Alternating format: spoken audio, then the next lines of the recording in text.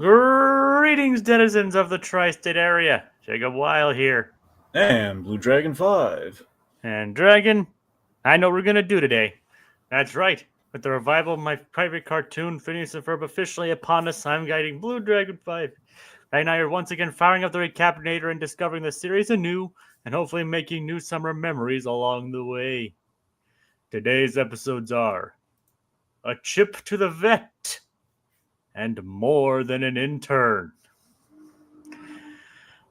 So yeah, we got a little bit of a pet wash going up front with A Chip to the Vet, Dragon. What are your thoughts on A Chip to the Vet? I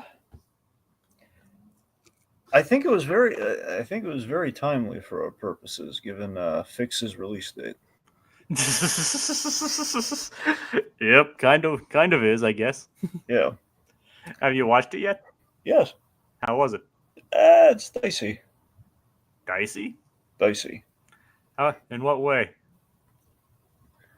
It's not going to be for everyone. I can kind of gather that from the trailer. Yeah. But is it at least good? I mean, for what it's aiming to be, look, it's the best that this kind of project is going to look. I'll give it that. But it's not bad for Tartakovsky's first foray into adult animation movies. It does not bode well. That's the trade-off. It's kind of a Happy Time Murders thing in terms of had it worked, is it at least better than Happy Time Murders? I mean, I'm saying it's maybe to the same degree of success in terms of, again, the artistry at play for both. They're nailing it. They're getting it, the effort and the artistry is it's there. I mean, maybe I would say it's probably more successful than Happy Time Murders, but I don't know. I would be inclined to watch Happy Time Murders more than this, but that's just me, though. Again, it's my taste. I was like, all right, before we get in, we have a couple of comments. Mark with that already. He's like, dang it, Carl, you're in the thumbnail now. Yeah, we'll be getting to that one, won't we? I can tell that those who aren't fans of mainstream adult animation won't be fans of Fixed. Oh, that's. Well, I mean, look, we like mainstream, kind of adult animation. Yeah, but I mean, and yeah, I mean, it is from Tartakovsky, so I do have faith in it from there. Gendy Tartakovsky, so I personally have faith in it with that. Okay. But I mean, obviously everybody's taste is going to be different. Maybe I won't like it. Like I said, I didn't hate it, but it's a little much. So you think it might have leaned a little too much? I think he leaned a little. When this project was announced, I was expecting it to be a little more. I was expecting this. I didn't expect to shy away from stuff, but I feel maybe we leaned into the excess of it's an adult animated thing versus it's basically an adult slant on kind of a essentially what he's trying to go for is a lampoon of 101 Dalmatians kind of a thing, where it's kind of like the dog fare that we've seen in animation, but with kind of like an adult slant on it, which I don't really think we've nailed. I was expecting something maybe a little more cheeky and clever than full on adult, F bombs and stuff and all that kind of. Think maybe we can do a stream on it one of these days. Well, I don't know if I'd promise that, but that's why I said maybe. But right now, let's get into this. Yeah, point being, Chip to the Vet. This is a fun one. It's kind of more like it's a fun one where all of our stories interlock pretty nicely. Yeah, it also kind of feels like a classic episode. Yeah, in a way. I was like, I do kind of like how the episodes, how the plots intersect, how it's all confined to this single area. It's kind of a bottle episode in that way. All right, so let's get into it. Huh? So, Perry doesn't want to go to the vet. Which is understandable. Yep. Animals don't like going to the vets.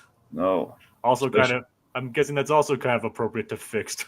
That's it's a central plot point of Fixed. Yeah, I know that he does not want to go to the vet for that reason. For a very different reason. Yep. I'm aware of the reason why. Yep. So yeah. But Perry's is for a different reason. It's just a general checkup, and there's also the threat of being chipped. Yes. Fixed versus chipped.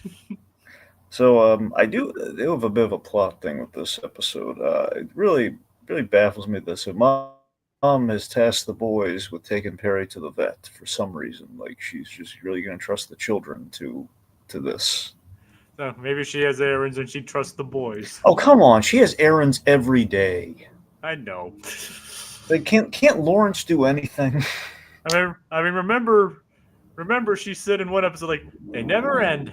They never do.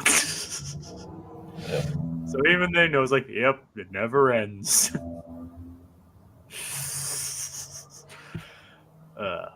So, I mean, you can chalk it up to a plot device. I mean, we've seen that she's not the most attentive mother, anyways. We've established a couple episodes ago. That we have, but like still, it's like like major, like the family pet going to the vet. Like, how are they going to pay for this vet visit? That's what I want to know. Maybe they have insurance. Well, still. I don't know, Dragon. Save it for the gritty. She's going to give the kids like the medical card and everything. Like they're not in middle school yet. Technically they are in middle school. Wait, really? Oh, right. Yeah, no, you're right. Yeah. As shown in the in Summer Blockbuster. Right. Even though Doof 101 showed them in elementary school, it could be said that maybe they were in their last year at that point. So who knows? I mean, I don't know. Yeah, I was thinking of Doof 101 with that. I was like, oh, then you're telling me, oh, right, the time has passed. I have no idea. Okay, anyway, so Linda's question parenting. Does Alpha offer medical insurance? What's not the point? The point is, how are they? They've been tasked with facilitating it. That's my point. Like, yeah, I don't know, Drake. An artistic license, I guess. Anyway, I mean, think about it. Platypuses, platypeople. You know what I mean. They're not usually kept as pets anyway. Right, so Candace uses the trip to flirt with Jeremy at Slushy Dog, which happens to be very coincidentally right next door. That tracks. Yep. According to Linda. So, which apparently Jeremy's been promoted. He's now junior assistant manager before 11 a.m. Such a... Oh, God, see, moving up is not easy, kids. Nope. And if you notice, if you probably noticed, Jeremy's new voice actor. I mean, it was pretty seamless. I think it was good. I mean, you can tell it's not Mitchell Musso, though. Yeah. Yeah, so I don't know. Again, I don't know the exact thing what happened with him, but and they even during his first stint with trouble, they were able to convince Disney to keep him, but apparently that didn't last from here to now. Disney doesn't handle controversy well. I mean, they kept him around the first time, but no, I mean like these days. I'm saying nowadays Disney doesn't. Like that was then. This is now. Well, we don't know if it was Disney or Dan and Swampy's choice this time. It could have been like Dan and Swampy was like, okay, we gave you a shot the first time. We're not going to do it this time. I'm not going to say that's what they did. It's not been publicly stated as to why or what, or who. So we can only speculate at this point. We don't even know who the actor is. Right. Some people say it's also the voice, and some people say it's David Arago Jr., who's now the voice of Ferb as well, but nobody knows for sure. But yes, like so. Speaking of flirting with the workers, that's apparently not a rule that's allowed. That's Slushy Dog now. Well, there are 3 rules. Yep, there's paying customers only.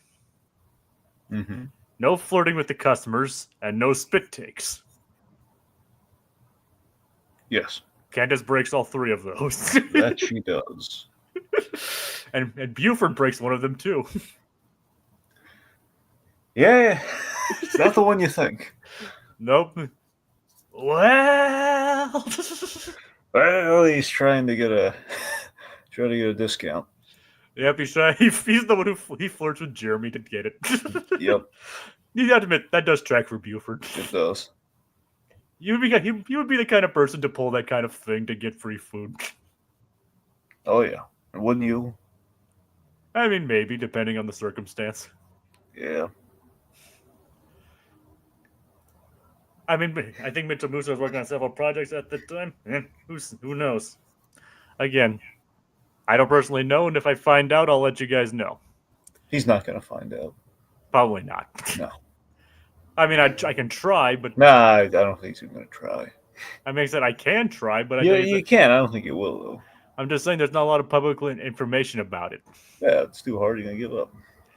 Do they serve bread bowl hot tubs at the slushy dog? Now that is an excellent question. You know, Buford would be working there if that was the case. Part of the long con. Yep. Or maybe it was like a whole.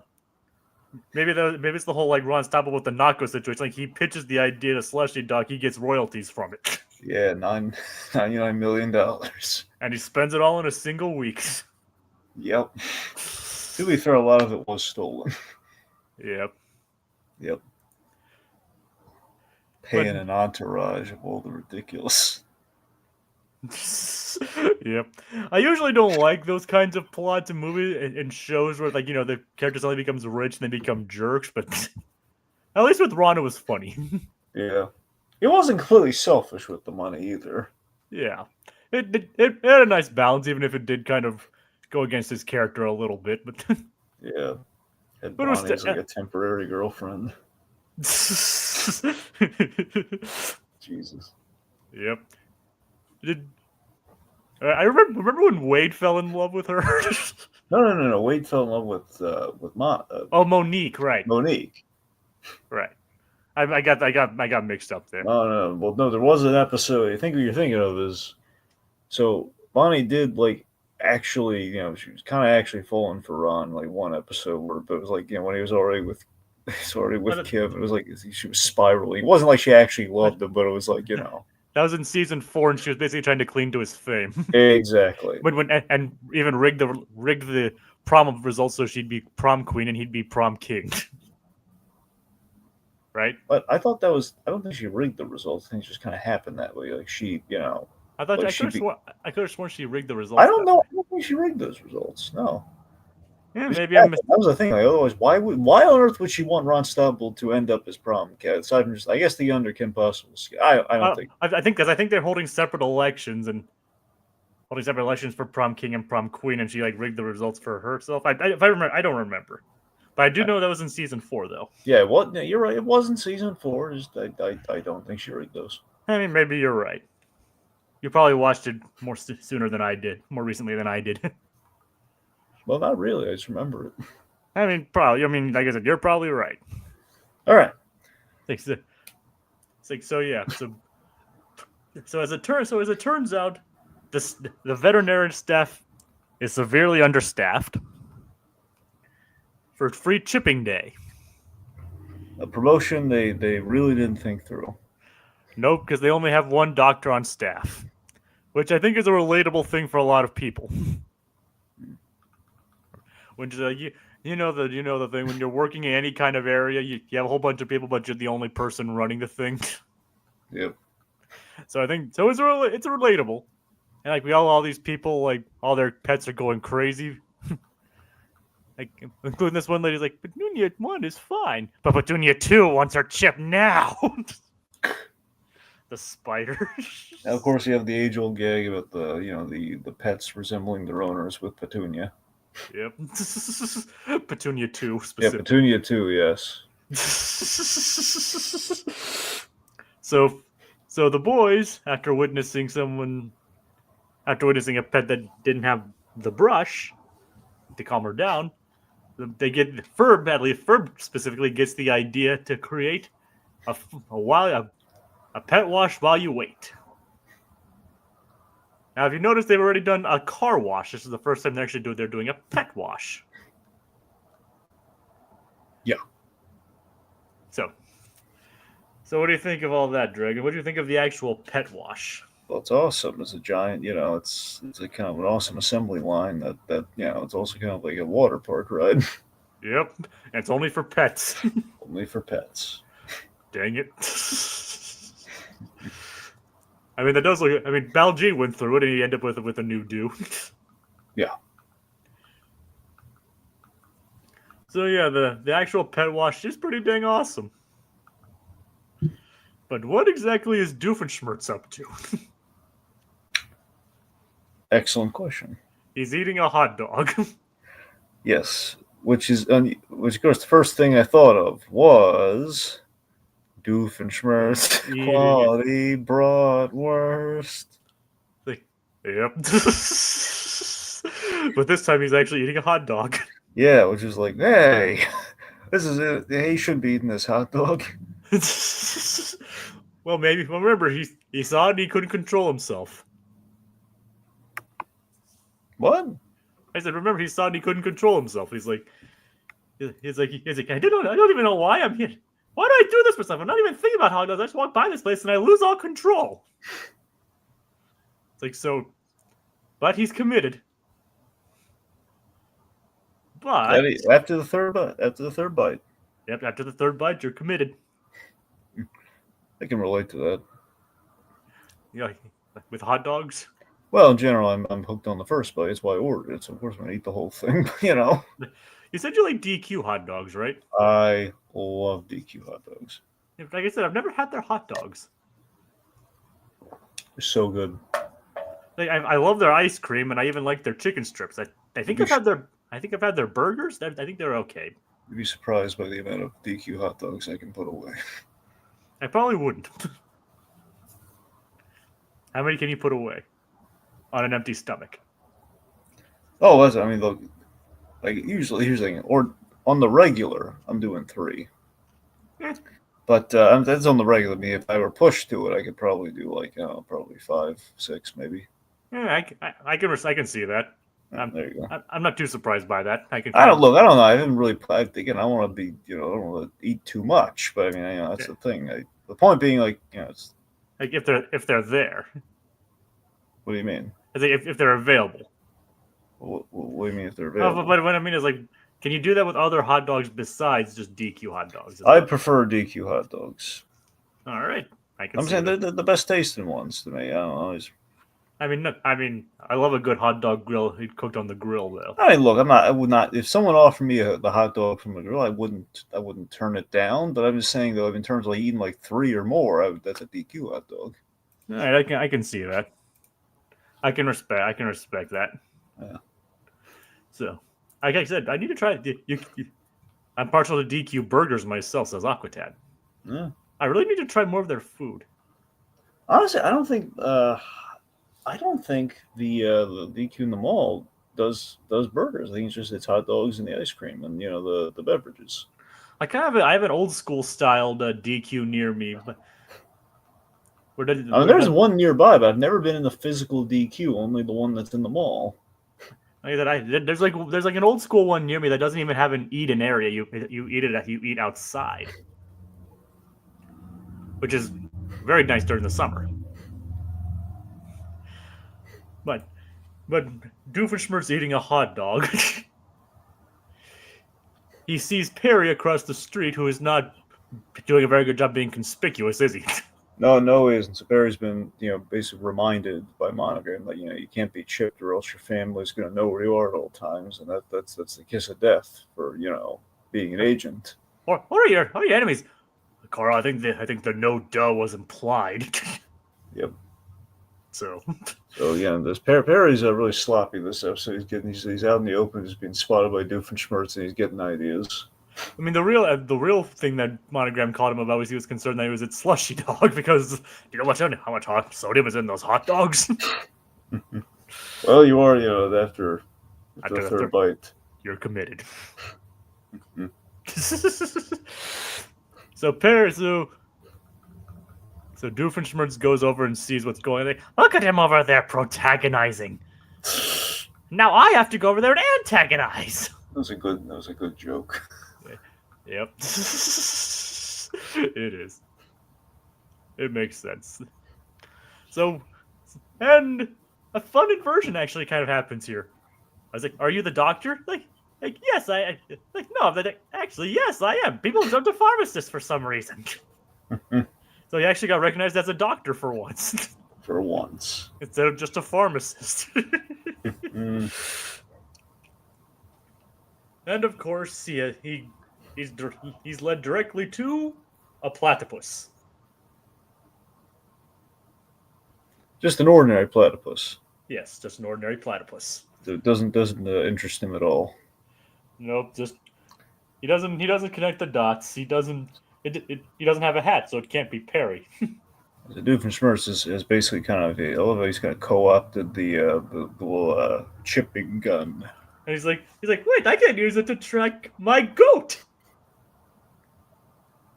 And then the screaming goat gag. Okay, so we should talk about this. All right. So the live action footage gag.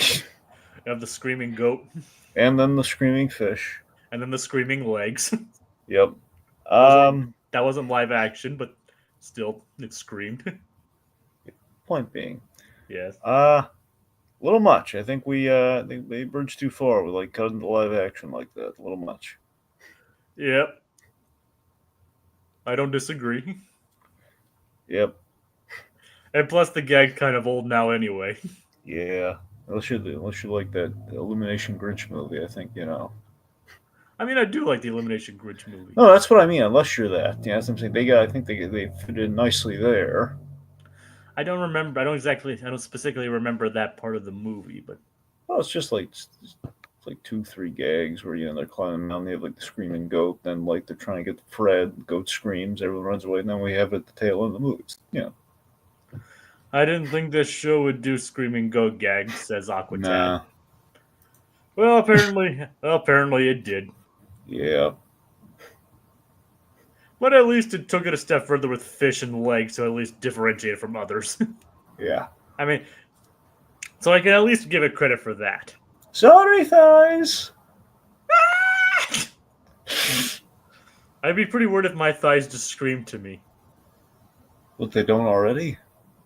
No, not yet. What if you wear the wrong pants? No, that's something else that screams. All right. What if you run? Do you scream then? Yeah, probably. Yeah. I think Tiki's thighs do the same thing when he goes for a run. I don't want to think about that. No, I'm saying he's been jogging a lot lately. Yeah, that makes sense then. Yeah, that's what I mean. Well, I kind of figured, but I didn't. Yeah. All right, but still. So. Okay, go on. So I don't even know where I was just now. Screaming thighs. Yep, screaming thighs. Right. At least they're not exploding thighs. That's true. That's what we're. You can't eat all those Krabby Patties at once like that. What's gonna happen? Am I gonna blow up? No! Oh, straight to your thighs. My thighs? And then you'll blow up. I remember my first Krabby Patty. Okay, seriously, one of my all-time favorite SpongeBob episodes. Oh, I just love the psychodrama element of SpongeBob sometimes. Yep. I rewatched Shanghai the other day. Yeah?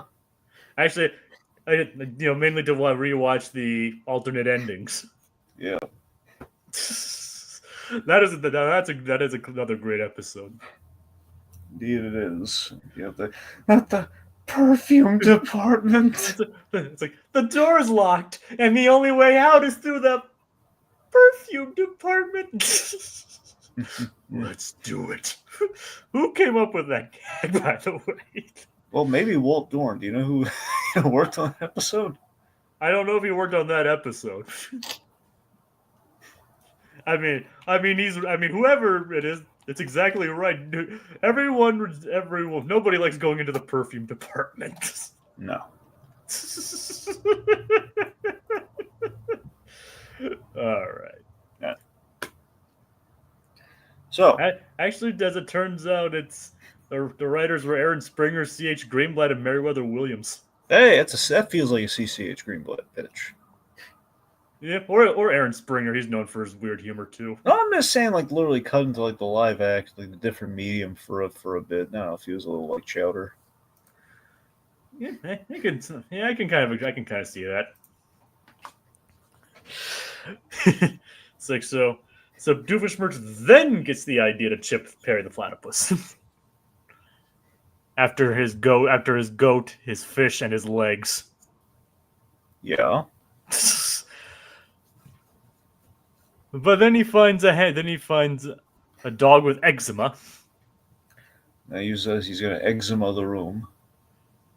Yeah, and then something tragic. Jacob, you know what time it is? Yes, I do, Dragon. It's Gritty reboot time! GRITTY time. Yep. Because I gotta. GRITTY because I gotta! Yep. So, Doofenshmirtz has been conned into thinking Perry the Platypus is now deceased. He faked his own death. Oh, that's cruel. Do you know how he did it? He killed a beaver. Bury the beaver. Yep. Lay off the poor little beavers, will ya? We always become Sheesh! Perry. Now Perry's the one antagonizing the beavers. Yeah. We are those playing the milkshake drinking game at home. That was our Freakazoid reference for the episode. Just wait until we reference Batman. It's inevitable. So yeah, Perry the monster killed an innocent beaver. Yep, just a fake Doofenshmirtz out. It's like, now I can hunt him from the shadows. Mm-hmm. And he basically pulled an Arkham Knight on him. Pretty much. Except Doofenshmirtz isn't dead. Doofenshmirtz isn't dead, nor is he under the effects of fear toxin. No. Can you imagine if Doofenshmirtz did make something like fear toxin, though? Well, he kind of has one time. Didn't he have like a Fear-inator? Yeah, I had something like that, yeah. Oh, yeah, there you go. And there's the Batman reference. Yep, and you made it this time. Yep. So, well, like I said, it was inevitable. Yep. All right, so as it turns out, the beaver is actually perfectly fine. It's okay. It's like I had no idea you were so sick. he was genuinely worried for Perry's health. Which is really sweet. It is. Like, yeah, they're antagonists. You were at the vet night. Oh, you should have sent a card. Why didn't I send the card? Oh, I'm so sorry. But then he learns it's beaver. Vanessa, get the number for the flower shop. I need to set a funeral arrangement. I don't even know where. But Dad, Perry's fine. Oh, it's just denial, sweetheart. You'll sink in. Perry made a mistake. Now he's angry at the hundreds of other beavers in their highly advanced society. Yep, and then all the robo beavers. Is that a reference to the movie Hundreds of Beavers, Aquatad? Yes. All right. I don't know. I didn't because I started watching it. I didn't know about the robo beavers. Oh no, the robo beavers is hoppers, Jacob. All right, but I'm talking about the movie called Hundreds of Beavers. Yeah, this is hundreds of beavers though. It's like, and Aquatad confirms, yes. Yeah, yes, it is. That's it. Nice beavers. She just had them stuffed. Let me help you with that. Naked gun still in the brain. Oh yeah. So yeah, the beaver's fine. So what happens next? All right, so Pet Wash is going pretty well. We have a nice song that's kind of a parody of the car wash song. Working at the car wash. Do do do do do. Yeah. It's like it is quite a catchy song though. Or the pet wash. Yep. So Perry. Anyway, so Yeah. Candace sees this. Yep, she sees the boys on top of the pet wash and tells mom that Perry's been promoted and Jeremy's had all the shots. I love that joke. Just a classic name swap. Yep. It's a classic joke. So due to shenanigans, Doofenshmirtz eventually does try to chip Perry. Comes dangerously close too. Yeah. Ends up getting himself chipped. You also see the X-ray where you actually see the hot dog inside of his stomach. Yeah. Which we didn't need to see, did we? No, we did not. But it did say like first bite, third bite, committed. Yep. It did continue the committed gag, so there is that. Yeah. But obviously shenanigans ensue, and Doof himself is brought into the pet wash. Pressure builds, causing it to launch. Before Linda can see.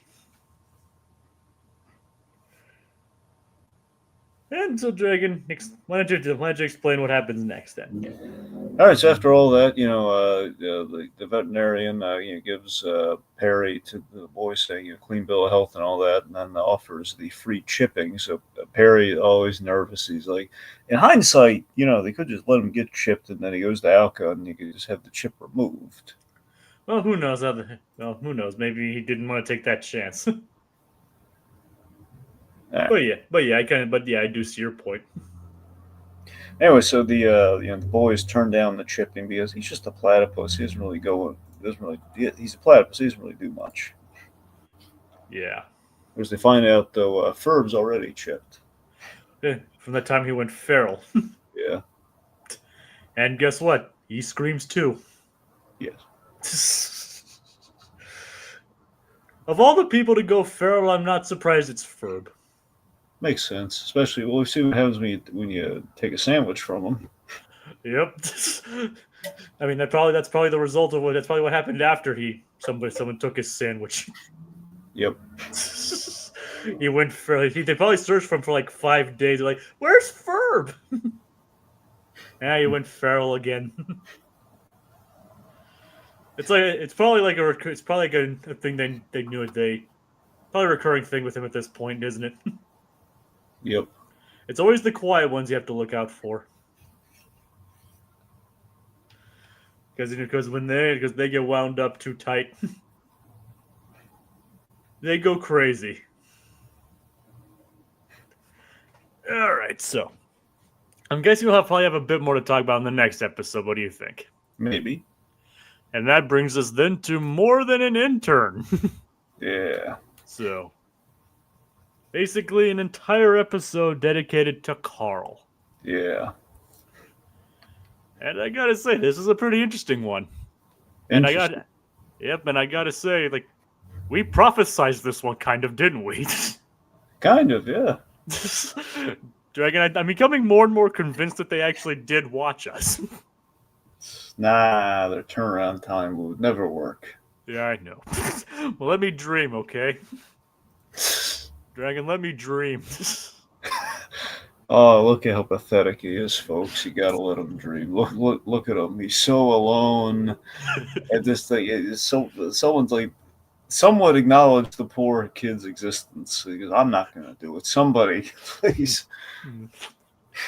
Let me have this dream, Dragon. I sense that he's around. I sense that he's pathetic.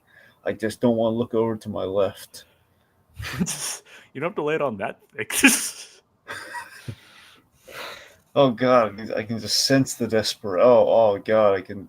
Ooh, it's making my skin crawl. Is that better?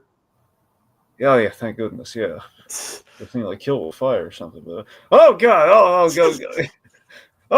Oh, it's hideous. Get rid of it. Oh God, it's never ending. Will it ever end? Oh my God, the terror, the nightmares. Okay, we're back to the episode. All right. Sorry about that, folks. Apologies for the nightmare fuel. Jake, Yes. we should have seen it. There was this hideous thing. It looked a little like it, but it was, oh my God, it was horrifying. Well, I'll be sure to carry a mirror next time, or at least put a paper bag over my head. Yeah, there you don't want to hurt your own feelings in the mirror. Yeah, sure. So, it's like oddly prophetic. We kind of prophesized this episode, didn't we? Kind of, yeah. It's like, so are we gonna have an alternate universe of Irvings? Like, yeah, the Council of Irvings. Yeah. And they're all just saying like, what are Phineas and Ferb doing today? Yep. No, here's the thing. You have Phineas and Ferb walking down the street, and you'll have almost like that shot from Raiders, like the whole village of Irving just chasing after the cameras. They're like, oh, let's see what they're up to. Yep. One of them's going to be Jacob just running around with like the microphone. It's like, be on our podcast. I talked to Olivia Olson. Wait up, Ferb. I talked to Vanessa. So does that mean one of them has one of us is gonna have a sword, but he's just gonna shoot him? Pretty much. Might be you. I don't know. Oh God. Well, instead of a sword, it'd be like a camera, and you just like that's the thing. You'll have like the microphone, so I mean, maybe it'll be the one next to you. Yep. It'll still be pretty horrifying to see yourself, get shot by a beloved cartoon character. Yep. Well, he probably wouldn't shoot me. He'd probably just like zap me with something. I don't know. Yeah. Well, yeah. So, I still love the story behind that, by the way, in the original movie. Yeah. Well, we're not gonna get into it here because probably everyone's heard that story. Yeah. It's a good story though. Always remember, bring a can of SpaghettiOs just in case. We'll just bring canned food in general, but yeah. Yeah. Do you know it was SpaghettiOs? I could have sworn it was SpaghettiOs. I just thought it was canned food. I didn't know that they specified those. I could have sworn it was SpaghettiOs. Maybe I'm mistaken. Maybe it was canned bread, or maybe it was like canned Swedish barnacles. Swedish barnacle balls. Yeah, Swedish barnacle balls. There's the Dan connection. By the way, yeah. People versus Food. They did the Swedish barnacle balls. Was that actually made from barnacles? More or less. Oh God, I forget if it was a punishment or not, but that sounds bad. So also this one was more like you said. This was on their spin-off show. It's called Smash or Pass, where essentially it's like you have like 3 tokens, like to smash or pass on the food. So it was the option of like you could eat the food, or you could pass on the food. So I think the barnacle was kind of like I intended to be like something you would want to pass on, but some people probably smashed it. Well, that or you might not have an option at that point because you used up all your smashes. Oh, I would not want to be in that situation. Yep. But again, they did a bunch of the SpongeBob installment. We have like the Goofy Goober ice cream from the movie. I'd eat that. Yeah. Like, I remember too. Sometimes when you eat these foods, there's a proviso where it means you're going to have like kind of a chaser, and the chaser would be kind of punishment worthy. Waiter!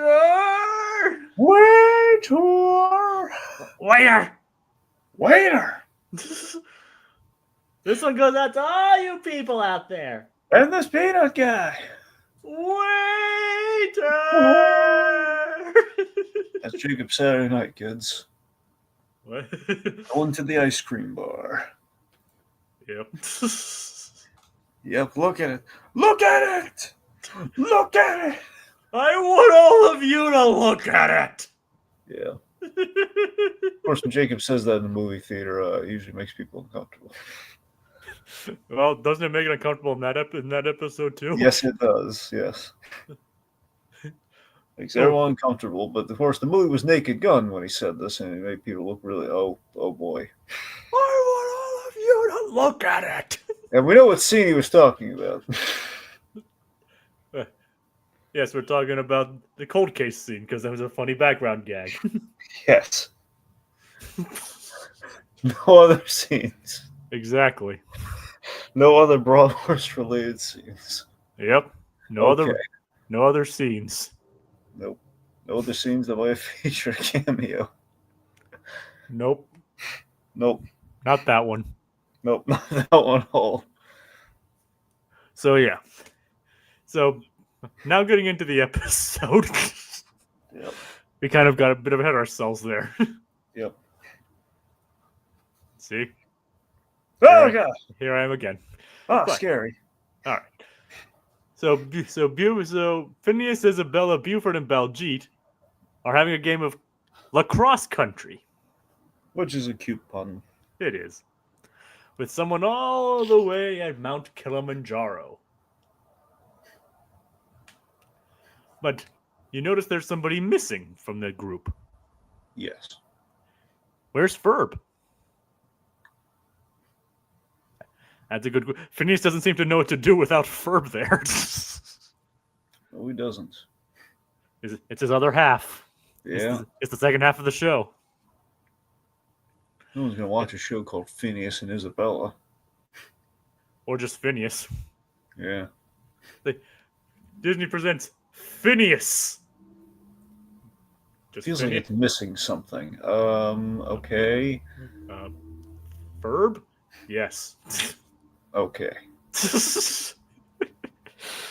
All right. They actually know somebody named Ferb in real life. Oh, good for them. So yeah. So as it turns out, Perry's lair is being renovated. And Alka's running out of budget because of all the renovations. Not the renovations, Jacob, because of all the lair entrances. Oh, all the renovations because they're renovating the entrances, yeah. Well, it's not a renovation. I'm saying they keep building new lair entrances. Yeah. Yes, every elaborate. The idea that every elaborate Perry the Platypus entrance is like dipping into Alka's budget was just really funny and stupid, all in the right ways. Yeah, they could have just stuck to one simple entrance, but no. Yep. Including a disco ball. Now what do you say to that one, Dragon? Worth every penny. Yep, according to Carl anyway. Yep. Dang it, Carl. Dang it, Carl. Dang it, Carl. So yeah, apparently it was Carl's idea to use the disco ball. Okay, so let's see. So Carl that would do this. Carl the Minion. Carl the Minion definitely would do this. Also Carl Weezer. And Johnny Bravo. Carl. Maybe.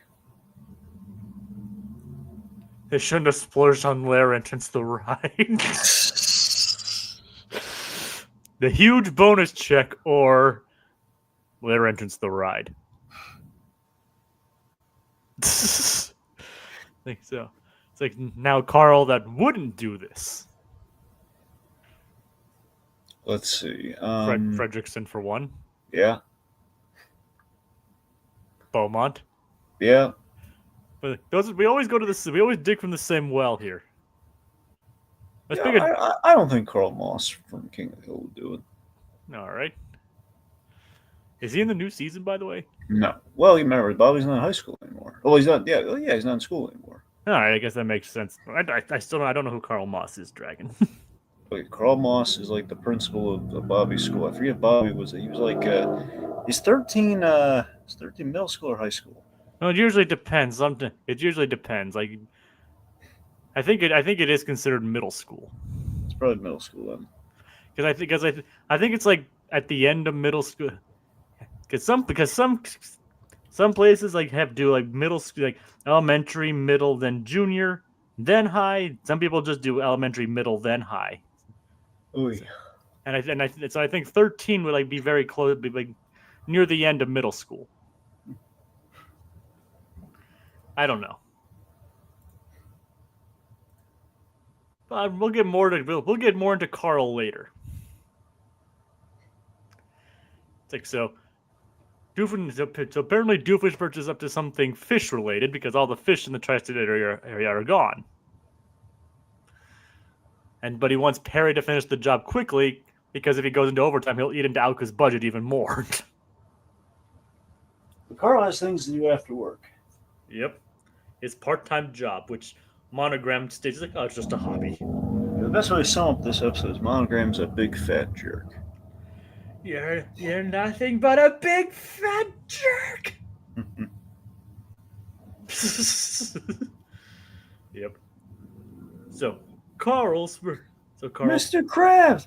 Mr. Krabs. We're bringing up the SpongeBob movie a lot in this episode. Yeah, well, I mean, it's been like 20 years. Yep. It came out in 23, and not 23, 03, right? I thought it was 05. Was it 05? I could have sworn that's what it is. I thought it was SpongeBob movie. Maybe you're right. Maybe it's not 05. I don't know. 2004. Okay, last year. So it was in between our guesses. Yep. All right. So Carl's turns out working at a fancy restaurant. Yeah, it's a really nice restaurant in the mall. All these jobs essentially are in the mall. Yeah, kind of. Yeah. Yep. Kind of convenient for him. Yeah. So he doesn't have to commute very far. No, he doesn't. He can access all the Dairy Queen hot dogs he wants. Well, let's get slushy dogs. Yep. Unless they don't operate that late at night. I don't know if they're open 24 hours. Anyway. So apparently he's good at his job, too. I love our ratatouille nods in this restaurant. Yep. So I'm glad it wasn't the first one who thought that the way that the person who thought what the food critic was actually what looked like Anton Ego. Yeah, he looks exactly. It's very intentional. He's a direct, like it's it's a little reference to Ratatouille. Yep. Looks like Anton Ego. We assume he's a food critic, much like Anton Ego. It's absolutely supposed to be a parody of Anton Ego. However, he's more so a writer. It's like the side dishes felt unmotivated. Which I still love that joke. Any notes on the food? Yep. So he's not a food critic, but he is a critic. Yeah. But speaking of which, who is the food critic, Dragon? Ferb. It's Ferb. So that's what Ferb's up to. Judging a little turf and turf. Yeah. The turf was excellent, but the turf left a bit to be desired. So do you think that's Ferb's bizarre double life that he brought up in Across the Second Dimension? Maybe. His bizarre double life as a food critic. Yeah. Or do you think that's not bizarre enough to be considered a bizarre double life? I'm not sure. Yeah. But either way, we know what Ferb's up to. He is a professional food critic, apparently. So, but Doofenshmirtz barges in and shoots fish on everybody's plates. Yeah, so the Fish-inator is great. It doesn't make any sense. No. But that's what makes it great. The half-baked inator concept, but he's having fun with it. Just shoots out fish. Yep. I mean, sometimes you just gotta have fun, right? It doesn't matter if it... Just a minor inconvenience might not necessarily lead to him taking over the Tri-State area, but it'll definitely ruin a few people's day. This feels like something the Joker would do, frankly. I mean, he did try and patent fish that looked like him. Oh, yeah. Oh, God, so it's flashing back to the whole scene right now. Which one? From the laughing fish, The mogul of multibanks, the one, the only Joker. Great Scott! Actually, I'm Irish. Greetings, Mr. Francis. Oh, God. Allow me to introduce my associates, Miss Quinn and Messrs. Well, their names escape me at the moment. No matter. We gentlemen of business have arrangements to discuss. Arrangements? For my fantastic fish, of course. Maybe a nickel per square tuna, 50 cents for sardines. Millions and millions of dollars. A nickel per square tuna. Millions and millions of dollars to finance my happily hedonistic lifestyle. But fish, you can't copyright fish. They're a natural resource. They share my unique face. Colonel What's-His-Name has chickens, and they don't even have mustaches. That just depends on what. It's the law. You have exactly until midnight tonight to change your mind, or you'll be the poorest fish of all. Yeah, square tuna. It's Joker. What do you expect? He's insane. It also is like the gag where he hits him with the fish, where he interrupts him. His question's like, he's just casually asking a question. Like, I told you not to speak. Isn't that also the episode with Mr. Clown? Do you mean Captain Clown? Captain Clown. No! What episode is that? That's Last Laugh. That's episode 3 of Bad and the Animated Series. That's way early on. That was That was the first Tim Curry episode. I didn't think it was him. You killed Captain Clown. You killed Captain Clown. Just for that, Batman. I thought the first Tim Curry episode was Christmas with the Joker in production. Oh, sorry. No, you're sorry. Sorry. Yes, you're right. Christmas with the Joker is the first one. I was thinking the first leaked footage of the Tim Curry Joker was Last Laugh. Sorry, that's what I was thinking of. But you're right, though. Christmas with the Joker, and then that's episode, not 3. Sorry, I think might be episode 4. That's after Nothing to Fear. All right. Because I could have said. So, no, yeah, you're right. That's yeah. All right, I'm not gonna rub it in because you know more about that than I do. Yeah, I misspoke. It's all right. I was just making sure my information was correct Oh, too. no, that's right. Yeah, but again, we know the guy who uncovered that footage, though. Phil Mackey. Yep, Phil Mackey, and he had no idea he was the first. Yep, until you pointed it out to him. Yep, so he comes back from vacation. He's like, Phil, you'll never guess it. There's they wrote articles about your discovery. You don't understand the magnitude of this.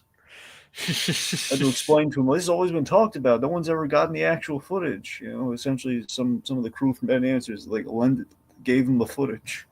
That is pretty interesting. I won't say who because I don't want to get him in trouble. Do you actually know who? Yeah, I know who, but I'm not going to say. All right. Carl, give me another milkshake, please. Yep. Aquatad. Yep. All right, but we should Curse your tiny paper hat. We should probably get another milkshake. Yeah, we should probably move on before we give Aquatad a milkshake headache. Well, he doesn't have to drink it fast. I know, but we talked so much about Batman just then. Yeah, well, we talked about Pee-wee's Big Adventure. So, Pee-wee's Big Holiday. So, in Pee-wee's Big Holiday, there's a scene where he makes actually the perfect milkshake. He does it in camera. And if you really look at that scene, he's spilling the milk all over the place. Does it bring all the boys to the yard? Nah.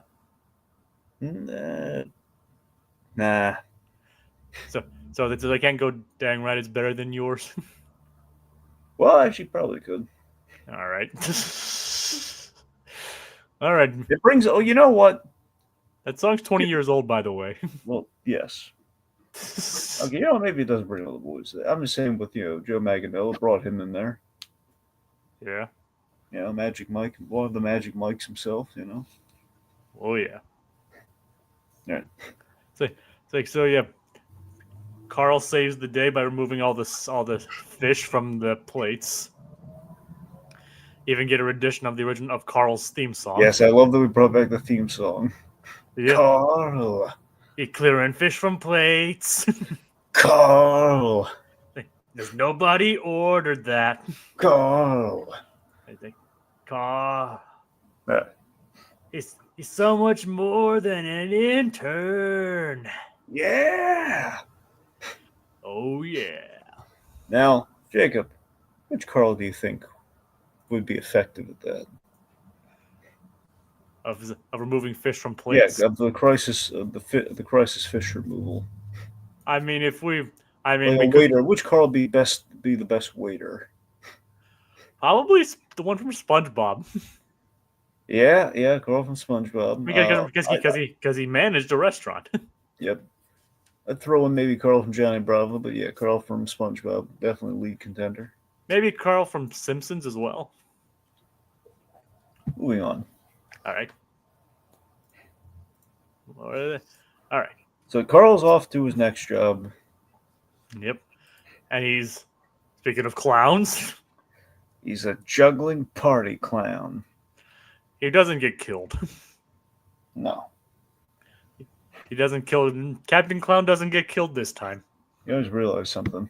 Yeah. Forgot to make a mime joke in the last episode of Fortress of Recaps. Oh no. Yeah. You should bring it up on the next episode Maybe. if you remember. Well, I think it's gonna be too late. Well, you can make it now if you want. Yeah, well, it's just it's not really jokes and observations. It's really funny. But so Superman saved a mime from a plane crash, and it's like, of course, the one save Superman could have taken back. Very Animaniacs-esque, with the mime. Yep. You don't really like mimes, do you? No. I kind of figured that much. It was funny though. But Superman, if Superman can save a squirrel, he can save a mime. Yep. Did you ever watch that Albert Brooks documentary I told you about? Defending My Life? Yes. No. Shame. But in that documentary, they show you Albert Brooks' mime bit, which is hysterical. I'll have to give that a while. I will have to give that a watch. Yeah. It's like Albert Brooks, he basically, when he was on stage, his mime basically was like the worst mime ever, where basically he was, it was like kind of like a French-sounding, a very foreign French-sounding guy who would just announce everything. He's like the worst mime ever. He'd be talking nonstop during the mime act. Like, I am now trapped inside a box. You can't see the box, can you? Exactly. The whole hello, Poochie, come here, Poochie's like merely walking a dog. Like, oh, look at Poochie. I still remember the story of I still love the story of how he got the role of Marlin from Finding Nemo. Oh yeah. Like how I understand is he's basically the one person who can tell a joke wrong for hours and have it be funny. You know what? Well, I'll save it for the documentary. You gotta watch the documentary, Jacob. Yeah, but isn't that pretty much what Andrew Stanton said though? Well, I mean, look, it wasn't the only reason they cast him. I know, but that's like one of the reasons. Or at least it's something Andrew Stanton said. Like he can tell a joke. Well, something that he said. I'm saying in terms of like why. But here's the he said no one can tell a joke wrong like Albert Brooks. Yeah, that's pretty much what I meant. Yeah. And that's what probably led to the anemone joke. Well, actually, there's this really fun. Okay, so they well, you're right though. They did the hundreds of outtakes in which Albert Brooks he would tell a bunch of jokes, and a lot of them it was impossible for Lee Unkrich to edit because he had so many good takes. However, the funniest one they couldn't use because Andrew Stanton and Bob Peterson laughed during the take so hard, it went to the sound booth. Aww. It was and he never did it the same way again. Aww. It was this joke where basically he starts the whole so Mollusk walks up to the sea cucumber and he instantly cuts himself off and he curses himself practically. It's just so the sea cucumber walks up to the mollusk, we can walk. And they broke out laughing just like that. They couldn't use the take. Dang it. Now, let's be honest, they probably would have used that in the final movie anyway, but it was hysterical. But you would have heard the laughter. Yeah. They could have masked it at the end with the other characters laughing, though. Yep. But oh well. Pure Albert Brooks. It does sound like him. All right, so speaking of... So from clownfish to clowns. Yes. Speaking a lot of clowns this episode. Yes. We've talked about mimes to clownfish and now back to clowns. So, okay. So, And even Captain Clown. you killed Captain Clown. The one time Batman actually killed someone in Batman the Animated Series. Well, again, it was a robot. Yeah, so it doesn't count. Yeah. Plus, it was a Tim Curry clown, which makes it even creepier. Plus, even more appropriate, one of the other Tim Curry Joker episodes, Be a Clown, which Joker, he basically pretty much dressed like a Pennywise. It's like the original Tim Curry Pennywise to some degree as Jekko the Clown. I'm sure that was a reference to when he was voiced by Tim Curry. Well, yeah, most likely. Now, if only they had access to the Skarsgård one back then. Now, I don't know if Tim Curry also did this. You know what Mark Hamill did when he dubbed that, when he did the record for that episode? What's that?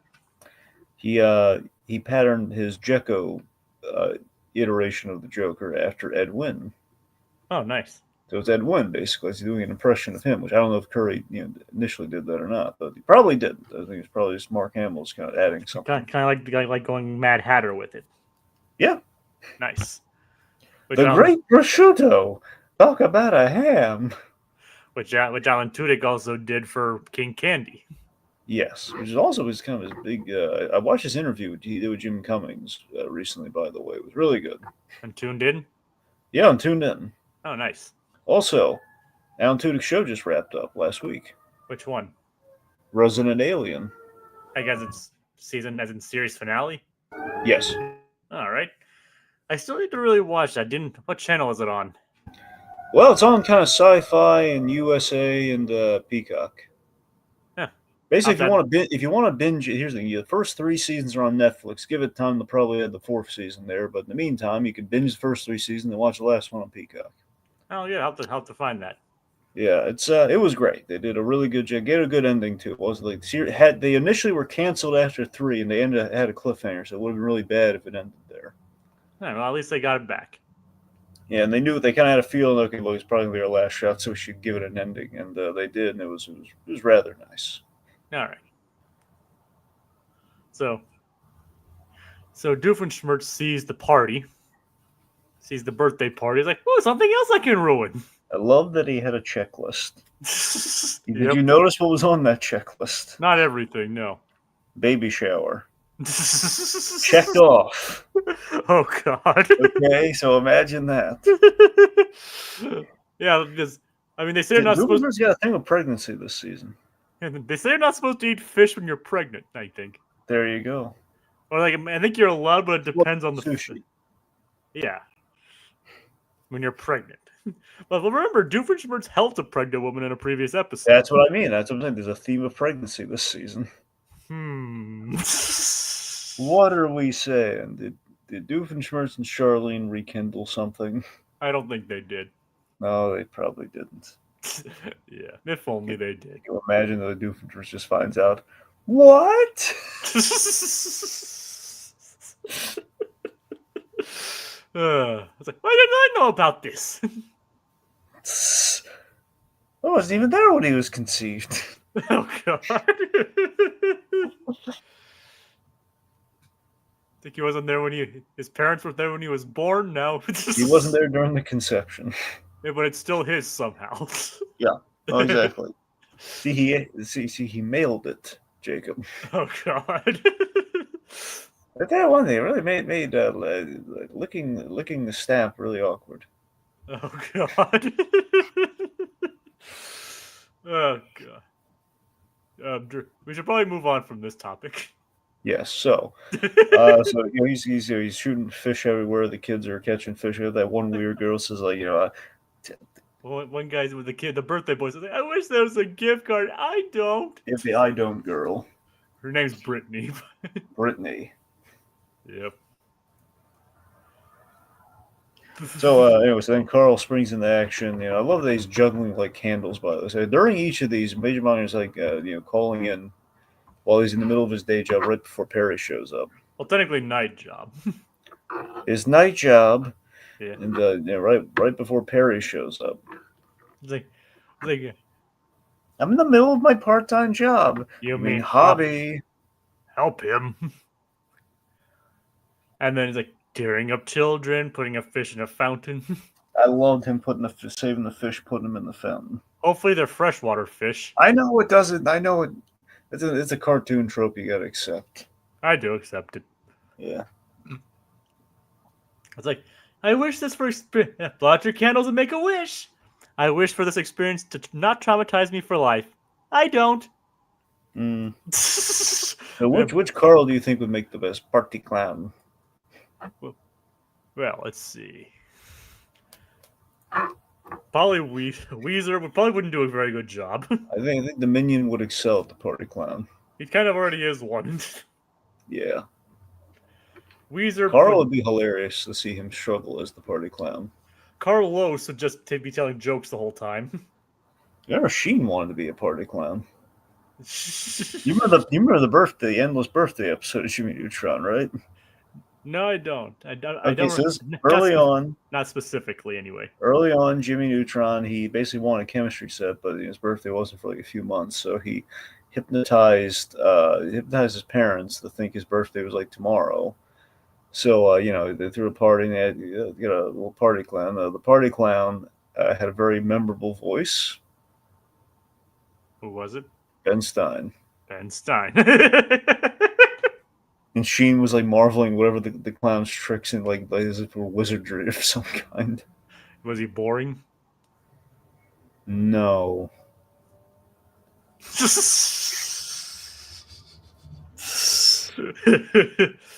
I'm a clown. Yep. I'm the birthday clown. Yay. Anyway, so the point being, of course, the device, his hypno ray he basically kept it going because he realized, oh yeah, I have to turn it off.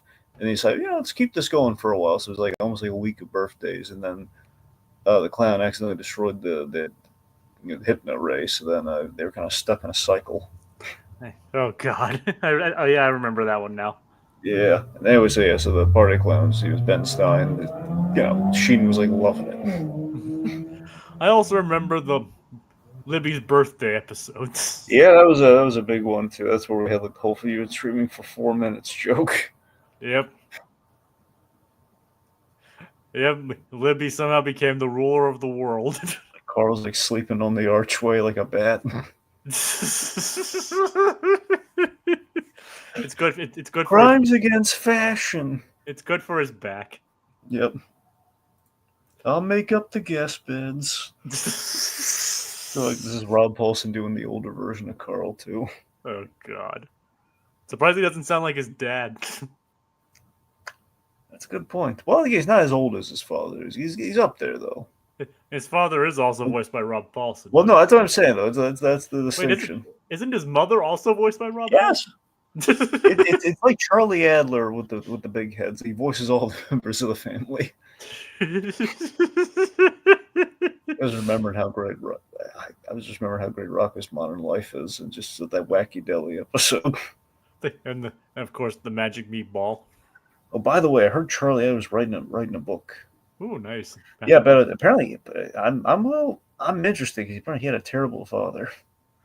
I'll have to read that one of these days. Yeah, he kind of alluded to it I learned about this on the Tuned In podcast. He was sitting there with Jim Cummings, and he was telling him about it, and he kind of hinted that his father was a real prick of a guy, and he was like he was like a very untalented voice actor too. Ah, like his father was like he was trying to get on like the essentially he's trying to get on Mel Blanc's action. Kind of put it that way. Like, well, honestly, not Mel Blanc. Tony Anselmo's action when before Tony Anselmo took on the role of Donald Duck, he basically his father, whoever passed who was the voice of Donald before Tony Anselmo, Clarence Nash. When Clarence Nash passed away, his father Charlie Adler's dad like called him and says, "You gotta." Again, this is like Adler's like towards like the early parts of his career, like still trying to make a name for himself. Period. This is before he becomes a voice director as well. This is, Charlie's still early into it. He's like, "Look, you gotta you have the inside track with Disney, right? You gotta get me. I do a Donald Duck." Probably barely did a Donald Duck, would be my guess. So he says, like, yeah, he basically lied to him. He said, "Yes, I sent your tape to Disney. Yes." And then, oh no, they win with Tony Anselmo. Yeah, for the best. Yep, Tony Anselmo. And keep in mind, Tony Anselmo is being trained by Clarence Nash. Yeah. So apparently, Mr. Alazraki never had a chance. Yeah. I'm sure you know who I mean by Mr. Alazraki. I don't know his father's name. Or Adler, Mr. Adler. Yeah, that's what you're saying. Alazraki. I know. I messed up. I'm sorry. Okay. Mr. Adler's fault. Mr. Adler didn't have a chance. No, he didn't. Oh, I actually heard. Well, no, I don't want to bum everyone out again like I did that one time. Let's just move on. Yep. So, speaking of which, I hope I do get to meet Charlie Adler one of these days. That would be great. Yeah. Oh, I heard a pet peeve of his though. What is it? His pet peeve is like if you're one of those. Obviously, in a convention setting, this probably wouldn't come up naturally. But basically, he always hates it when fans like come up saying, "That's the same voice as this character." Or, like if you critique the role in like a real snotty way. I wouldn't do that though. That's the thing. Like anyone who just says like, that's just the same character, isn't it? I mean, I would just say like, I recognize your voice like on all of these. I'd be like, you're like one of the actors I recognize. Yeah. I mean, that's what I said to Greg Griffin when I met her. Yeah, if I met Adler, I would just say how great he was in Rocco. Well, I mean, I'd definitely say that. Yeah. Oh my God, he's just such a multi. Honestly, between that and Cow and Chicken. But by the way, David Feiss, he did boards on Fixed. He's been doing. I think he does a lot of like freelance work on different movies nowadays. He does. But the funny thing is that I'm not surprised that he worked on Fixed. I mean, considering that does not surprise me. I mean, considering Cow and Chicken. Oh yeah. And Tartakovsky probably did know him back from Cartoon Network. Yeah. So it's like they were buddies. Speaking of Comic-Con guests, an interesting one just got announced recently for my convention coming near me in December. Ooh. It's like, I'll give you a hint. He has done some voice work himself, and his initials are WK. And he's played characters by the name of Al, Dennis, and Newman. Wait, what were the initials? WK. Oh, it's Wayne Knight. Yep, it's Wayne Knight. I didn't hear the K in that. Yep, Wayne Knight's coming. That is, you're gonna see him, aren't you? Most likely, if I can. God, yes. Yep, Wayne Knight. I'm gonna be seeing Wayne Knight. God, I love Wayne Knight. Yep, I knew. I was like, when I first saw the announcement, I was like, Dragon's gonna kill me. God. Get to meet the evil Emperor Zurg himself. Emperor Zurg, Tantor, Al. Yeah. Dennis Nedry. Yeah, you should ask him if he liked Legend of Tarzan at all. I don't know if he's actually seen Legend of Tarzan. He wasn't in it, I don't think. No. It's like so. So back to the episode. Basically, they're playing the Phineas and Ferb and Phineas and the gang are playing lacrosse, and like usually some unforeseen element would have removed our invention by now. Maybe we take it down. I'm sure nature will find a way. So meanwhile, when Carl saves the day, all these juggling candles too is just really hard to do. Yep, it's hard to juggle anything really. Well, yeah. Even harder to do it with one hand. Yeah, I can juggle the chainsaws, but I can't juggle them while they're going. You can juggle chainsaws? No, I can't juggle chainsaws, Jacob. I'm kidding. I know. I kind of figured. Yeah. Not since the accident, anyway. Yeah. It's like, tell me, Doug, will I ever play the piano again? See, the problem was it was one of those acts where you toss the chainsaw to your partner. Yep. And it Well, let's suffice to say, I don't have a partner anymore. Like Well, I have a part of a partner, but he's like with the rest of them. I have his elbow. Yeah, the rest he quit after that. He quit after that. Yeah, he just didn't have the heart. Well, not anymore. Take that how you will. Yeah. Yeah, rest in pieces. Yeah. So Carl then has to go to his next job, leaving the Ducky Momo guy behind. The Ducky Momo guy has this great line, I have an engineering degree. which is sad and true, I'm afraid. Yep. Should have gotten a better degree, pal. Just kidding. I'm not really one to talk. I don't have any degree. Yeah, how dare you, Jacob? How dare you insult the working scholar? It's like, I'm a working guy too. Are you a scholar, though? No. I want to apologize for the insensitive comments made by my co-host here this evening to those who have degrees that are meaningless now, unfortunately, in the climate that we live in. Well, I mean, It's not your fault. It's just the industry. They don't care.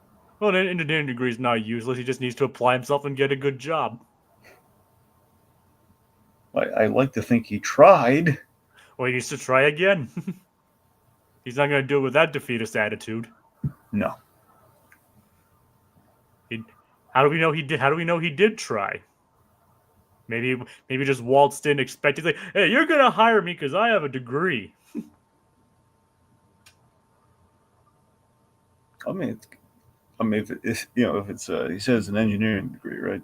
Yes. Well, it's an engineering degree. If it goes into be something that would require an engineer, it should stand to reason. Like, hey, engineering degree. Maybe the other guy does not have an engineering degree. Maybe we should hire the guy with the engineering degree. Who knows? Who knows? Maybe they didn't. Maybe they went with the person who had better qualifications and had job experience over him. All right. I don't know. I think we're spending too much time on the Ducky Momo guy's employment situation. Yep, but it's funny. Yeah. So Carl's next job is a pizza delivery guy. I love this idea so much. Like, apparently, Aquatat has a degree and he hasn't put it to good use. See? Sorry, Aquatat. This is what I'm talking about, Jacob. Sorry, Aquatat. I didn't mean anything. It was I speak from experience as well myself. You get degrees. It's not easy, man. I shouldn't have to apologize for a joke. No, you're fine. I'm just saying. I know. Comment. I am legitimately sorry if people don't have a job, but I'm not gonna apologize for a joke either, like that. No, if that makes sense. You don't have to apologize. I'm just saying. I know. But it's like, so yeah. So you were saying you love the pizza? I love this pizza face job. Actual pizza face, not someone with acne. Yes, even better. Oh yeah, like basically priority pals. Perplexing how impatient patrons are for a pizza pie with a profile pic on it. Oh yeah, it's a great idea. It's gonna. I love we see like the pictures on the wall, like Linda's pizza face, Love handle, and of course, Dan and Swampy. Yeah. Dragon, would you eat a pizza that looked like your face? I mean, if it was made the way I like it. How would you get it? Well, I mean, the way my pizza of choice, it's got to be, it's got to be very well done. Like crispy crust. Yeah, very like thin crust, very well done, very light. I want a rumor of cheese. I want very light cheese, light sauce, and I want it completely coated in pepperoni. I want like triple pepperoni. Sounds good. Yeah. I mean, I could go for that too. I wouldn't even mind mine being thick crust. With the crispy edges on the end of it. Right. I love the way I love crisp. I mean, I like all kinds of pizzas: thick crust, thin crust, that kind of stuff. Mm-hmm. But like when it bakes, when the cheese is like on the side of the pan, but it's like in between the crust and the pan, and it bakes it. I love that. And would you get the pepperoni well done too? Like crispy pepperoni? I mean, you can't really get it cooked separately, Jacob, but yeah, it would be like, Like cooked pepperoni or flat pepperoni? But what do you mean by what's the difference? There's like flat pepperoni, and then there's also like cupped pepperoni. Oh, I thought you said cooked, but yeah, you mean cooked. Oh, yeah. Well, Pizza Hut does it like flat pepperoni. However, my hometown restaurant, they do cupped pepperoni, which is fantastic. Like one of my go-tos kind of does it with cupped pepperoni. It kind of like burns the edges a little bit. Yeah. Honestly, I gotta be honest with the cupped pepperoni. I like that. I kind of like that not well done.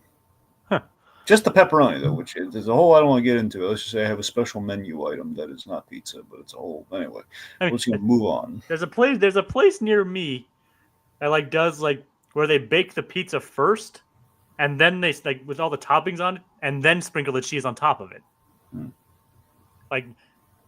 Or some places that put the pepperoni on and then the cheese. I don't know. Everyone has their different ways of making it. Oh, sure.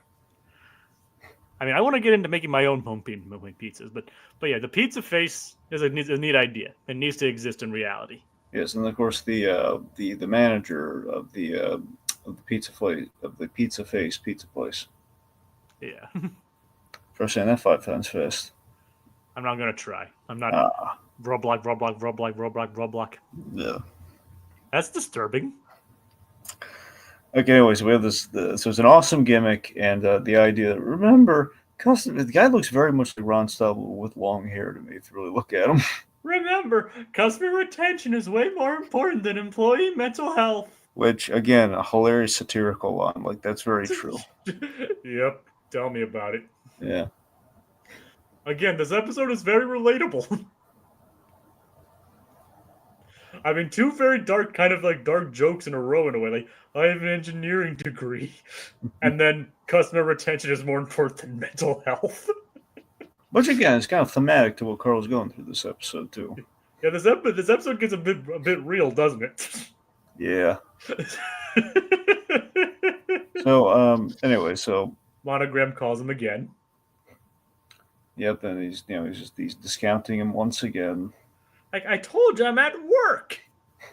No more excuses. Agent P is going to triple overtime, and Alco will be bankrupt. Yep. So as I said, we have nature finding a way as a little cross stick, gets flung away by all the fish that Doofenshmirtz shoots out. Yep. And I think, what part about that is nature? We're not near any body of water. Valjean has a point, but then again, so does Buford. Yeah. A tenant fish technically is nature. Yep. Doesn't make sense. Candace is like she's too tired to bust. It's like, if that's still here in the morning, you're going down. Down, down, down.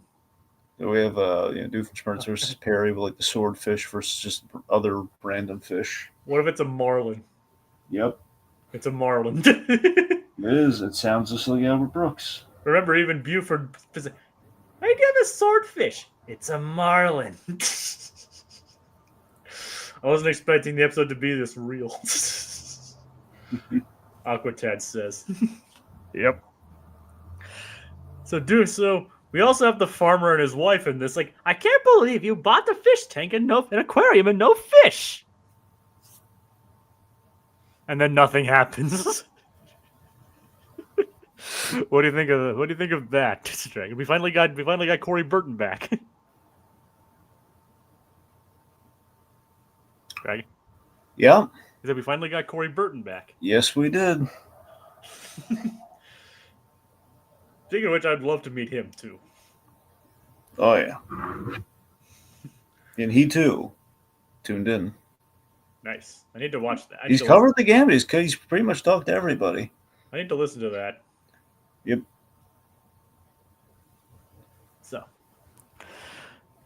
So naturally, like Doofenshmirtz blows up. Like, where'd all the fish go? And then it lands back on him. Yep. So the big subversion, and this is the moment there. Like the wife is just not. It's like, yeah, I'm going to bed. Yep. So And then a few moments later, like the fish from the lacrosse thing. and it lands and basically ricochets them into the tank. Yep, honey, I'll see you in the morning. Yeah, she's not in the mood. Yep. Honey. Uh, Yeah. that guy has all the luck, doesn't he? Yes, he does. Everything that he needs to follow the sky falls right out of the sky.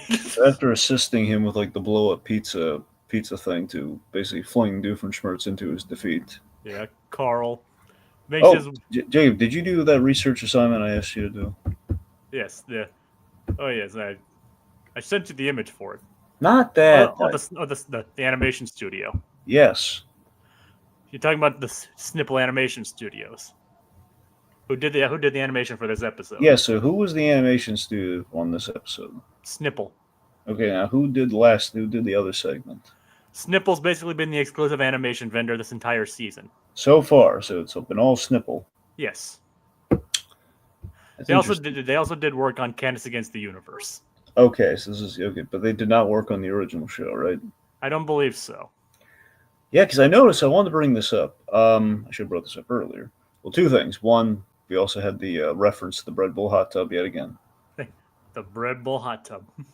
Yep. I have the. Where is it? There it is. Oh, he was so close to the Bread Bowl hot tub yet again. Yeah, but Baljeet shot him down. Yep. Despite all their acceptance of it earlier. Yep. It's a flash in the pan. So do you think the Bread Bowl? Why? Do you think the Bread Bowl hot tub will ever be made, Dragon? Absolutely. But like I said, Buford will have to not be part of it. Like everyone else gets to enjoy it, but Buford. Probably. Yep. But you were saying about Snipple? Yeah, so this episode, the animation, particularly this episode, looked really different than kind of the house look of Phineas and Ferb. And I don't know, this is the first episode I really noticed like something in the timing and it's like the angles looks really different. Like, like Perry when he is flung up from that little inflatable pizza guy, it really becomes apparent if you look at the expression. The expressions on Perry they're very, I'm not going to say they're bad, but they're very different. They're very, they're maybe more expressive. It's just something to get used to. It's a subtle thing. If you really look at, like, they hold up, like, like kind of side to side, like how the show did it and what it's like now, it's like we're really animating his face differently in terms of the expression. Like, I mean, I do kind of see that. Obviously, different animation vendors do have different methods and all that, and this is like the first time in season exclusively it's been just through one vendor, like because usually it's been through like Wang, Rough Draft, Yeah, so that's Suzu Hong Ying, that kind of thing. Yeah, so with this house style, I mean, that really became apparent to me. I was kind of suspecting it, but then it became really apparent, like during the big Carl monogram scene, where like Carl was like, he's especially one. We've never really seen Carl at a side angle, which is the first time we really do that here. Yeah. I'm saying it was like something noticeable, like they're kind of playing new angles and stuff. It is kind of nice that they're like, I think it's probably like their effort to like, keep it more focused. Mm-hmm. Like maybe like instead of like shipping it out to different vendors, they keep it in the same one to keep things consistent. Yeah. If that makes sense. Okay. I mean, I don't know if that's again. I don't know if that's the exact reason, but that's. Well, I'm not saying it's not about that. I'm saying like the look is just different. It's still recognizable. That's the important thing. Snipple has been basically made a name for themselves recently, like for their like very expressive and fluid animation. Yeah. I mean, they've recently done like the Animaniacs revival, Tiny Toons, among other things. And I'm trying to think of the other things that they've done. But I looked it up earlier, but I don't remember everything else they've done. Yeah. They've done a lot. They've done quite a bit. They've done quite a bit of work. All right, so Carl says that he has a mission. He's delivering a pizza. And he has to be there in less than 30 minutes. He misses it by 37 seconds because the elevator's out of order. Yep, if that elevator had been working, he'd have been on time. Yep. But the surprising thing is who exactly pizza he's delivering. Major Monograms pizza. It's like a late night pizza too. Yep. It is nice to have a pizza that you can have delivered to you late at night. Yeah. Not a lot of places do that. No. So and so then we get to a pretty big scene with this one. Yeah, I was really excited about this scene. So basically we call out Monogram and the big fat jerk that he's been. And this is the scene we kind of prophesized. Yep. So like, silly antics, I told you 3 times now, these are my part-time jobs. It's like, I'm an unpaid intern. How do you think I afford to pay rent? And we learned something else that we have joked about in the past, but we actually find out is true here. He loses money working for Alka. Oh yeah. We remember we've discussed this before. Yep. I think we joked that Carl's multiple part-time jobs. Yep. So like I said, we kind of called this in advance. Yeah. I think that's why Aquatad said last week that we'd like this episode. Because we kind of called it. Yeah. It's like, and again, this episode gets real. He's like, I had to pay for this internship's actually costing me money. I love this job. I have to keep having to work like this. Even my off hours, it's relatable. Yeah. It's like, props to Tyler Alexander Mann for this episode, because it really sold it. He did. And very good performance, had some drama and pathos within him dealing with Monogram, really calling out just how I love the Monogram's regret of maybe I have pushed the poor kid too far. So I thought that was it. Yeah, I thought it was a joke. It's like, yep. And this part is less of a dang it, Carl, and more of a dang it, Carl. You know what I mean? Yeah. So it's like, why don't you come and have a slice on me? I got a special surprise for you. You're getting paid. I'm being promoted to paid intern? No, you're getting paid for the pizza, even though you were 37 seconds late. But I will be sure to validate your parking. Paid intern, that'd be preposterous. It's like, so at least he's not going to lose money on parking anymore. Yeah. It's like, that would be preposterous. I think my career just took a giant step forward. I don't. Can it, Brittany? Yeah. Dang it, Brittany. She deserves the dang it this episode. Yeah. But I don't know many animated Britneys. No, I don't either. And I'm not gonna do the research right now. No. But dang it, she just can't let anybody have anything, can she? No, she can't. She can't let the one not be traumatized for life, and now she doesn't think Carl's career took a step forward. Dang it, Brittany. Yep. Dang it, Brittany. Sorry. That girl ain't right. No. And of course the fish get flung into the fish tank. Yeah, there you go. So yeah. That episode got kind of real, didn't it? Yes, it did. One could say gritty. Because a lot of times it's becoming increasingly obvious that we don't need to do a lot of gritty reboots. They're kind of grittying themselves. Yeah. The gritty world, it's become a grittier world, Jacob. When was the last time we even did a gritty or like Brittany as a contrarian? Their Aquatad said it. We did one the last segment. Yeah, kind of, but it was barely a gritty reboot. Yeah. It was just Perry pretending to be dead. Yep. Which kind of already was kind of implied in the episode anyway, not pretending to be dead, but Perry, like him thinking Perry died. Yeah. Like this episode, like think about some of the episodes we've seen already from this season. And who knows, we might even see more of them down the line. Quite possibly. All right, so that was, I think that was a good pairing of episodes. That was fun, and more than Intern got more real than I was expecting. All right, so I'd say this is a pretty strong week. Yep. So I think So, Dragon, would you? Since this is technically halfway through of what is available on Disney Plus. This is episode 5 out of 10 that's currently available on Disney Plus.